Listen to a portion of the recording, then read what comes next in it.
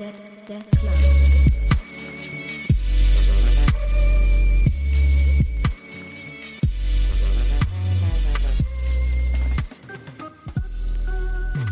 Hey everybody, welcome back to the podcast. Danny here, and today I'm talking to you about Housekeeper.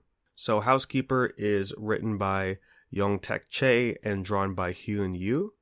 This started in 2018, of course, over on the Webtoon app, only in Korea sadly, so we're going with fan translations again. Says it's still ongoing, and when I looked, it said season 1 just ended back in July of 2020, so it's taken a quick break as manhwas tend to do in between seasons that they have. From what I saw, including the 4-chapter arc after season 1, there's about 75 chapters, just at a first glance. And what's translated right now is 41. So that's where we're at, and let's go ahead and just get into this. It starts off with a young boy named Neville, who has a passion for the arts, and one day discovers a broken AI unit, specifically a maid model, and decides to save it, brings it to his grandma and asks her to repair it. And thus we're given our other main character, who is later named Hasty, based off of the chocolate bar that was just sitting on the table. And, you know, he is 12, so that it makes sense. And plus, Webtoons, they like to have those type of comical parts in the story that is long running, because numerous characters do bring that up to Hasty. It's like, oh, so you're like the chocolate bar, or oh, that's what I'm eating right now, type of deal. The most interesting part about this is an alternate universe from what we know, as it is set in the mid-70s, and towards the end of Einstein's life, he figured out his theory of everything. I believe that's what it is. He solves it, and it causes humanity to jump forward drastically in the technological side of things. And thus we're able to see the futuristic side of this world, as well as having artificial intelligence and robots. So that's cool, but I mean, the only downside to it really is that there's no indication of this being the 70s. It's just saying it's the 70s for its sake. There's really nothing unique about it, so I guess that's the only really disappointing thing. Pretty standard stuff right now, and then it hits towards the end of the first chapter, which I have to really give kudos to the authors over in Korea that are doing webtoons. They always know how to make their story unique that you never really see before, and sometimes it sounds like some video game stuff that we all love. What I mean by that is we get to the real chunk of this story and the environment that we're in. Turns out that a virus has broken out called the P influenza, and more or less turns people into zombies.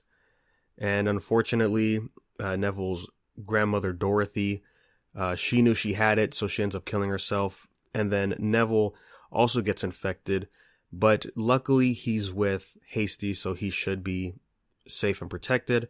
However, because they're artificial intelligence, they have to recognize their masters by a certain way, scanning DNA, irises, and all of that.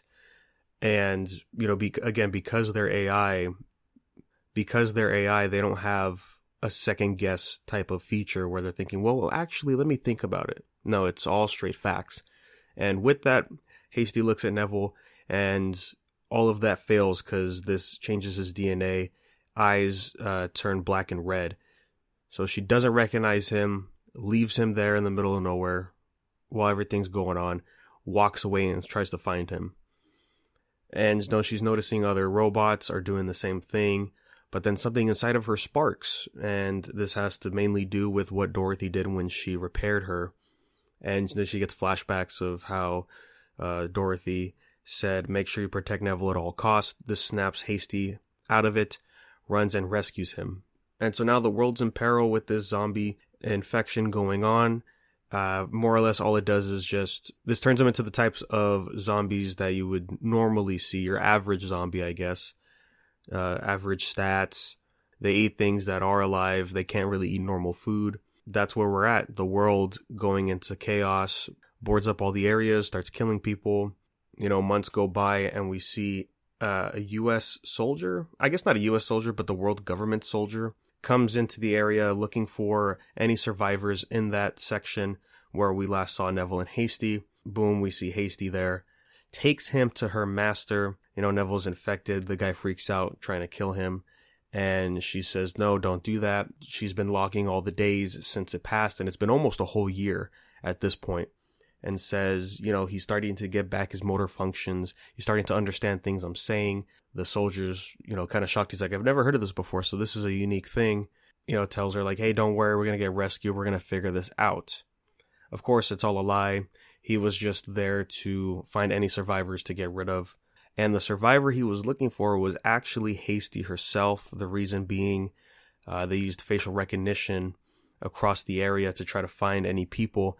And it picked up Hasty mainly because it saw her doing emotions on her face. AIs can't do that. They don't understand emotions, but she's happy. She can smile. She could display other emotions and actually has a personality.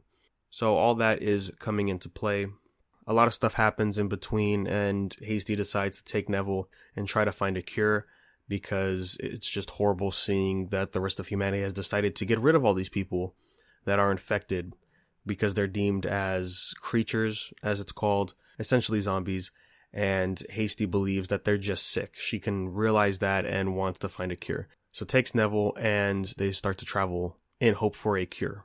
It's a pretty interesting series, and I can't wait to read more once it gets translated. The art style is nice and refreshing. It's very light on the colors, which I guess it matches with the setting of it being futuristic, but doesn't really when it comes to there being an apocalypse. Very anime feeling is what I get from the art most of all. We get introduced to a lot of characters from both sides that have great designs, strong characters by themselves. Eventually we get allies for Hasty that are just other robots. And, when I was looking to see how many chapters there were, there's thumbnail previews for Webtoons. And I saw that we're going to get a whole ensemble, basically, of robots later down the line, and they're all unique with their own personalities. We actually get some decent combat in here, sprinkled throughout the series as we see Hasty and the others get into fights. Pretty anime, standard shonen stuff. Nothing that makes it stand out too much other than that, hey, these are waifu robots. Let's give them all the cool stuff that you would probably see most in mobile games. And it pulls a classic Webtoon thing where we have our basic premise, we understand our characters, the basic storyline that we're going to be going through, and then it hits us heavy with like the conspiracy theories or deeper expositions into what's going on, what really caused the P influenza, why these specific characters that are mentioned are really important, and all of that fantastic stuff. So kudos to the writing on that. It's got me interested, and I'm looking forward to more later down the line, because as it is a more or less zombie story, one of the questions you always pop up with this genre is, how did this start? Where did the infection come from? And how are we going to stop it?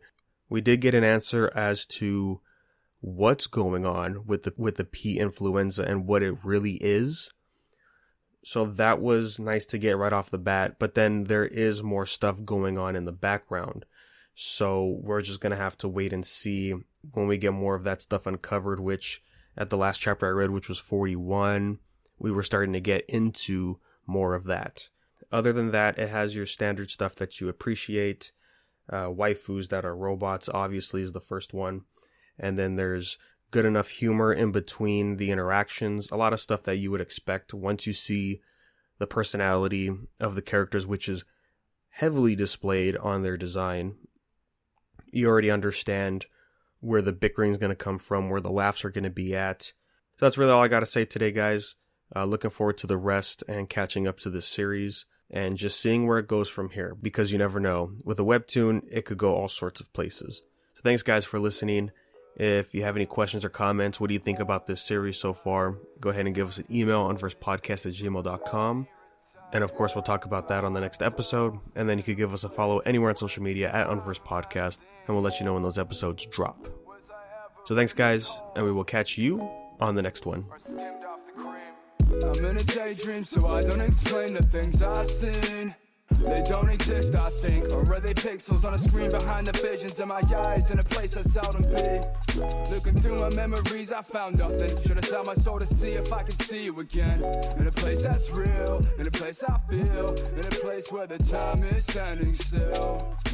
In a place where you love me back, for less or worse, I'll still have your back. The mantra hurts, but I still attack all of my words until I feel exactly how I'm supposed to be. Even temporary, that's temporarily. Really, I'm real to real about it. I only ever write because I really don't know how to feel about it, or express myself, or find my guilt. So all I do is sit around and cry over spilled milk. These days don't change, but inside I expire, and I counting down the days for early retire. I find myself in a place where I'm last seen.